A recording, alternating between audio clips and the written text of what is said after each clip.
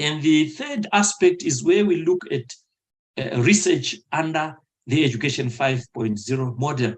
Here we start off by defining research and development, and we look at digital era problem complexity. We look at research and development. We look at heritage-based translational research. You will notice that there's a difference between what we call classic research and translational research.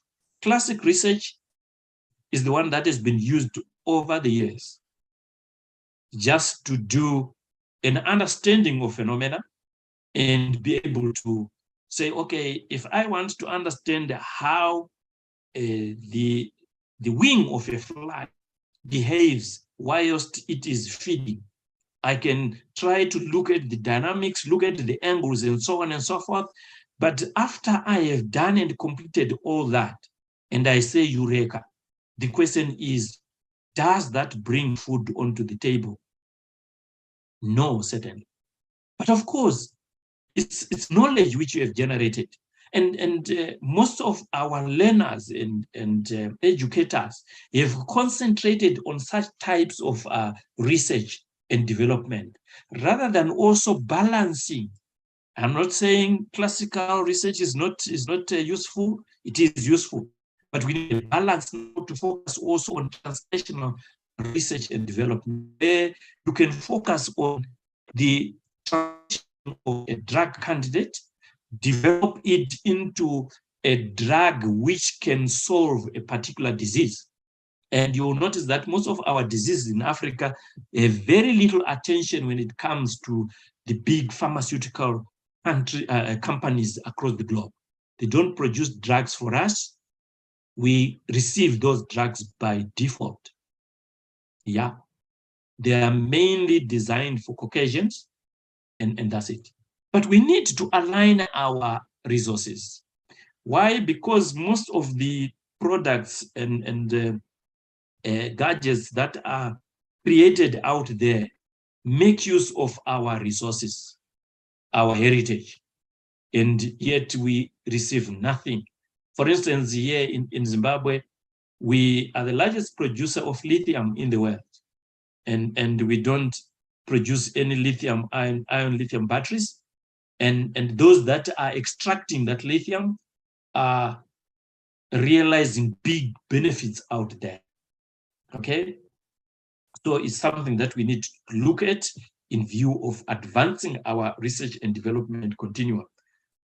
Let me also mention that whilst this talk is happening, there is need to have young people who are prepared to do the research and development, young people who are also prepared to do the knowledge creation. Knowledge creation comes through research and development and writing of books in the hitherto unknown areas, new areas completely. Okay, and I think that's very, very crucial to focus on that. Then the fourth area under Education 5.0 is community service. There is a redefinition of what community service is under this education model, because it defines the concept of a community service as it looks at how it can tap into hyper-connected ecosystems. Because we have a new resource, that is the internet. How does it enhance the networks of communities within that particular sphere? It also discusses the key infrastructure which builds resilience and sustainability for digitalized communities. It also focuses on how research and development can be undertaken within the context of connected and advanced industrial settings. And it focuses on the profiling high impact community service areas for learners in institutions of higher learning.